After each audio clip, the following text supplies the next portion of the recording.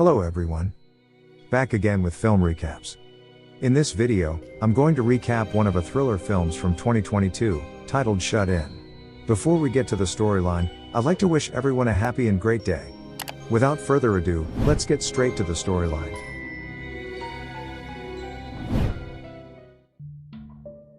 In the opening scene, a little girl named Lainey is seen running around the farmland, picking up an apple among the rotten ones.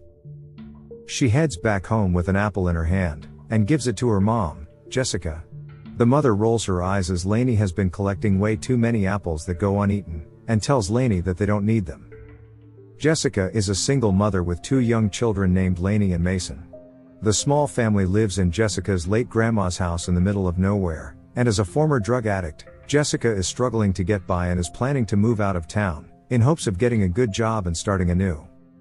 As she is moving out, she throws all the food inside the car, before working on clearing up the pantry. The house was so old and damaged that the pantry door doesn't open from the inside, so to keep it from closing, Jessica blocks it with a brick. She starts to throw all the things inside a garbage bag, when she sees her grandma's Bible, and decides to keep it. But unbeknownst to her, the brick wasn't tall enough to hold the door. The door slowly starts swinging shut, and locking her in. Lainey? Listen. Jessica turns on the lights and calls for her eldest daughter, Lainey, to open the door for her, but the young child isn't strong enough to twist the rusty knob. So Jessica tries to open and kick the door, but it wouldn't budge. As soon as she notices the door's unscrewable hinges, she shouts for Lainey, and instructs her to get whatever tools she can from the red box on the porch. Lainey fetches her a screwdriver to loosen the door hinges, but she is unable to do so because the screwdriver is not the right one for the screw. After some time, we see Jessica sitting down, seemingly have given up. But then, Lainey announces that her daddy, aka Jessica's ex-boyfriend, Rob, is at the house to fetch his toolbox. With no other option, she asks for his help. This is yours. Thanks. I'm just kidding. Wow, calm down, Jessica. Rob the ex is a drug addict, and thus, Jessica gatekeeps him from interacting with their children. Case on point, he is currently high and he's brought a fellow addict friend of his, Sammy, to the house. What makes it even worse, Sammy is a convicted child molester. But despite it all, Rob still tries to get back together, saying that Jessica is too much of a snob now, because she thinks she's better than them now that she's clean. In his mind, they were a power couple back when they were both still drug addicts, and he wants them to be that way again. When she refuses his advances, he gaslights her for being an incapable mother for getting stuck inside the pantry, and slaps her. She tries reaching her phone to call emergency, but he violently scoops her up and locks her inside the pantry before she could. Hearing all the noises, Lainey comes downstairs and Jessica instructs her to lock herself and her brother Mason in her room. Rob also doesn't stop there. He begins stabbing nails through the door, impaling Jessica's palm and causing her to scream in pain. She can also hear Sammy offering to take the kids to his place, and desperately begs Rob to keep Sammy away from their kids. Once he's done, he slides a packet of drugs into the room, and tells her that he's going to leave her locked in until she starts using again. Jessica doesn't get a response from Rob after that and hears the front door close, which means the men have left. She wraps her wounded palm with table napkins, and after a while, she hears someone's footsteps running downstairs. It turns out to be Lainey, and the daughter innocently asks her what she's doing in the pantry, and informs her mother that the pantry door has been boarded shut, making it impossible to open. The only thing Jessica could do for now is instruct her child to lock the front door, but we're not sure if little Lainey understands how to do this. To make it even worse, she can't seem to find Jessica's phone anywhere. Being very young, Lainey is scared to go to the bathroom alone, and so when she couldn't hold in her pee for much longer, she pisses by the door, and begs for Jessica to not get mad at her for doing so. A few hours later, Lainey announces that she is hungry. Meanwhile, all the food in the house has already been packed inside her car, which Keith Rob has stolen. The only sustenance left in the house is jars of Jessica's grandma's apple butter, and a bottle of liquor. She pours some apple butter onto a plate and slides it through the door, enabling Lainey to eat and asking her to feed baby Mason too. When night comes, we can see the poor mother lying on the floor to sleep. As it turns out, Lainey is lying on the floor right outside the door, because she is scared of sleeping on her own. On the next morning, she feeds her kids with more apple butter, and realizes how bad her wound has gotten. She asks Lainey to fetch her something strong and metal, but the child doesn't seem to comprehend what she means. The little girl keeps fetching her the wrong items, which frustrates Jessica and causes her to yell. When she hears Lainey cry, she apologizes immediately. Soon after, Lainey comes back carrying a screwdriver she found outside the house. With newfound hope, Jessica starts to chip at the floor tiles despite her hand injuries. She is confident that she can get out if she keeps digging.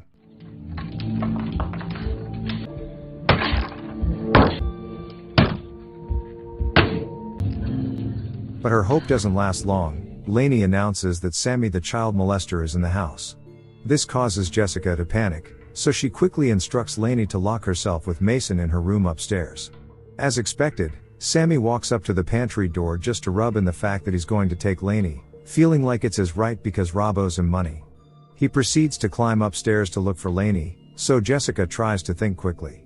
Jessica then announces that she has Rob's meth packet in the room with her, and offers to trade it in exchange for letting her out. The bad guy takes the bait, but refuses to let her out, because he doesn't want to be on Rob's bad side. This leaves her no option, but to come up with another plan. She tells Sammy that she's willing to slide him the drugs as long as he leaves her family alone. The mother also claims that she is injured so she can't move around, and Sammy has to reach far inside for her to hand him the drugs. After some convincing, he does as asked. Only that once he slides his arm in, she stabs the screwdriver through his palm, and drives it deeper with a brick, trapping him there. He screams in fury and cusses at her, and after some time, he starts to beg for her to set him free, all the while she continues to chip away at the floor. When she keeps ignoring him, he starts teasing her by saying that Jessica will relapse sooner or later, because once a drug addict, always a drug addict. Vexed, she slashes his palm to get him to shut up. Night falls, and a storm rages outside, causing the electricity to blow. Scared, little Lainey starts calling for her mother and rushes downstairs, unaware of Sammy lying by the door. Sammy seizes the opportunity to snatch her, and begins threatening to break the girl's leg if Jessica doesn't let him go. When she hears her daughter crying, she gets so desperate that she pours liquor all over Sammy's hand. She then pulls out her lighter, setting him on fire, and forcing him to let go of Lainey. Unfortunately, fire also starts spreading inside the pantry, so she is forced to take it out. Sammy burns to death, while Lainey seems to have gone silent. Afterwards, Jessica prepares herself with a blanket and a candle, and falls asleep out of exhaustion. The following morning, she tries calling for Lainey to check if she's okay, but doesn't hear an answer. The whole ordeal takes a toll on Jessica, so she opens the drug packet, and is about to take it, but she backs out when she sees the Bible. Jessica then notices a dollar bill stuck in between the pages of her grandmother's old Bible. She goes through the holy book, and discovers a plenty of dollar bills stuck inside, serving as bookmarks for passages her grandma wanted her to read to remind her to stay strong. Also, she finds a note which contains a special recipe on how to make the best apple butter. She got emotional by the gesture, and ended up throwing the book at the cross hanging at the end of room, because this discovery won't help her escape. The cross breaks, and when Jessica moves to pick it up, she notices a leak in the ceiling. She tries ripping the wood planks apart, and discovers that it isn't hard to do so, because the ceiling wood is weak and soaked in water. An idea springs to mind, so she checks on Sammy to make sure he's dead, before pulling the screwdriver off his hand. Up next, she continues to pick away at the ceiling, until she creates a hole through. It doesn't take her long to get out of there, and now she can escape to the upstairs bathroom. Pieces of apples are scattered all over the hall, and the bedroom door is locked shut, forcing her to break in. Once inside, she witnesses how the bedroom is a mess, and there is a mound buried underneath layers of blankets. She prepares for the worst as she uncovers the blankets one by one, until she finds her two children there, lying still. Mommy! Mommy, Mason. Mommy's gonna hello. You're such a good job. Mom, I'm hungry. Luckily, Lainey and Mason were just sleeping. The kids were hungry, so she takes the children downstairs, and takes Sammy's motorcycle keys. However, the storm is still raging outside, and Rob took away her car keys so she couldn't drive away with her car. She figures there's a chance it might be unlocked, so she makes a break for it, only to discover that the doors are indeed locked. This leaves her with no option but to break the door with a brick to fetch some food. But as they rush back inside, Lainey dropped her animal crackers.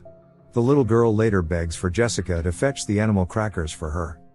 As the mother goes outside to please her daughter's wishes, we see Sammy standing at the window, meaning that he's still alive after all. Jessica panics and tries to get inside, but he's locked the door. She grabs the stone and uses it to smash the glass in the front door. Once she's in, she follows the sound of her children's cries upstairs, and finds Sammy holding baby Mason and a knife. He threatens to gut the baby, while Jessica begs him to change his mind, but this time Sammy is looking for revenge. Just in time, Rob shows up, pointing a gun at Sammy, and scaring him into letting the kid go. Jessica takes her kids to safety, while Rob thinks that Sammy had done something horrible to his children, so he shoots the guy dead. He then asks her for some money, so she tells him that her grandma left some in the pantry. The man breaks the door open, and starts collecting the money from the floor. Jessica then asks him to let her and her kids go, but he won't let her. Instead, he's adamant in wanting to see her relapse, and asks her to take some drugs with him. Knowing full well how dangerous Rob is, she cooperates. But first, she asks him to fetch the rest of the food from the car. When he's outside, she prepares some apple butter, and makes him a sandwich. Rob seems absolutely excited once he's back inside, because he thinks Jessica is warming up to him again, and has agreed to relapse and become drug addicts together like old times. He devours the sandwich, and goes to prepare the drugs for them. Since they don't want the kids to see, they go to the living room, and Rob goes first, injecting drugs into his system. Jessica tries to buy some time, by saying that she isn't ready to take drugs again. This annoys the man, so he points the gun at her, and violently manhandles her, while forcing her to tie her arm and inject the drugs. And then suddenly, the drugs he injected is starting to take effect. Jessica takes the opportunity to run when Rob wobbles. She runs upstairs to the bedroom, and as a last desperate attempt, she thinks about jumping out the window. But Rob catches up to her, and pins her to the wall, about to inject her by force. Just in time, all the drugs in his system gets his body to shut down, as he starts hyperventilating and crawling across the room. Jessica reveals to him that she put the meth inside his sandwich, and now he's overdosing.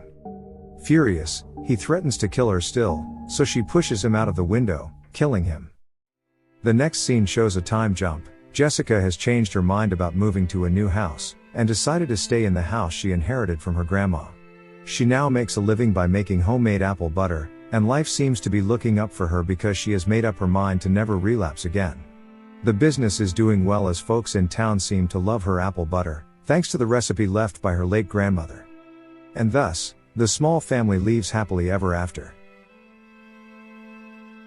Okay guys, that's all the recap of Shut in 2022. Thanks for watching. See you again in the next video.